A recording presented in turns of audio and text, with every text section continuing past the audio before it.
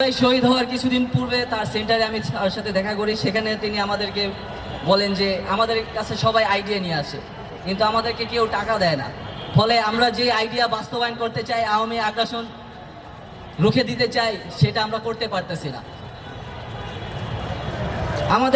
তিনি আমাদেরকে বলেছিলেন যে আমাদের মাথায় বহু আইডিয়া গিজগিজ করতেছে, কিন্তু আমরা এক্সিকিউট করব কিভাবে।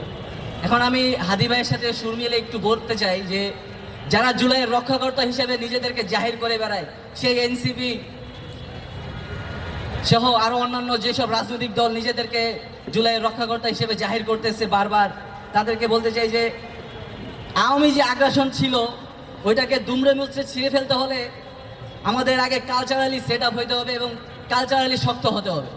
আমরা যদি সাংস্কৃতিক অঙ্গনে নিজেদেরকে প্রতিষ্ঠিত না করতে পারি, নিজেদের জুলাই বিপ্লবকে জনসাধারণের সম্মুখে সাহিত্যের ভাষা দিয়ে উপস্থাপন করতে না পারি, সকলের কাছে পৌঁছাতে না পারি, তাহলে তো এই জুলাই বিপ্লব টিকে থাকতে পারবে না। আমি তাদেরকে বলতে চাই যে আপনারা মেইন স্ট্রিম পলিটিক্সের আগে একটু কালচারাল পলিটিক্সটা করেন, নাইলে ভোটের মাঠে গেলে তখন আপনাদের দেখেন কি করবে, সিল আপনাদের পিছন দিয়ে দিবে। তো এ পর্যায়ে আমি কিছুদিন আগে আমার লেখা একটা কবিতা হাদি ভাইকে নিয়ে স্মরণে, প্রতিরোধ নামে, সেই কবিতাটি পাঠ করার চেষ্টা করব। আমরা কবিতা শুধু কোনো বইয়ে নয়, লিখে রাখি হৃদয়ে, লিখে রাখি বর্জ্য কণ্ঠের স্লোগানে আর ব্রেনে, ট্রিগারে, ব্যারিকেডে, যেখানে রাষ্ট্রের দাঁত ভাঙা হাসি ঝরে পড়ে বৃষ্টির মতো বুলেট।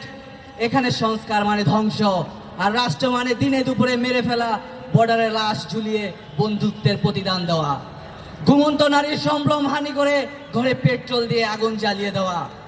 তবু আমরা লিখি, কারণ কবিতা কখনো মরে না, কবিতা বেঁচে থাকে, প্রতিটি শব্দ বেঁচে থাকে, বাঁচিয়ে রাখে সার্বভৌমত্ব রক্ষায়, বাঁচিয়ে রাখে আগ্রাসন রুখে দিতে, শুধুমাত্র একটি নামের আশায়।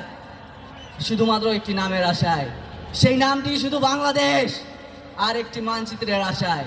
সেই মানচিত্র আমাদের বাংলাদেশ। এখানে একজন হাদির নাম ভুলে গেল, তার শব্দেরা চিৎকার করে ওঠে আর সাথীদের জানিয়ে দেয়, অস্ত্রের সম্মুখে ফুল দিয়ে আর কোনো শান্তি বার্তা নয়, মৃত্যু নয়, এখানে প্রতিরোধী শেষ কথা। ধন্যবাদ সকলকে।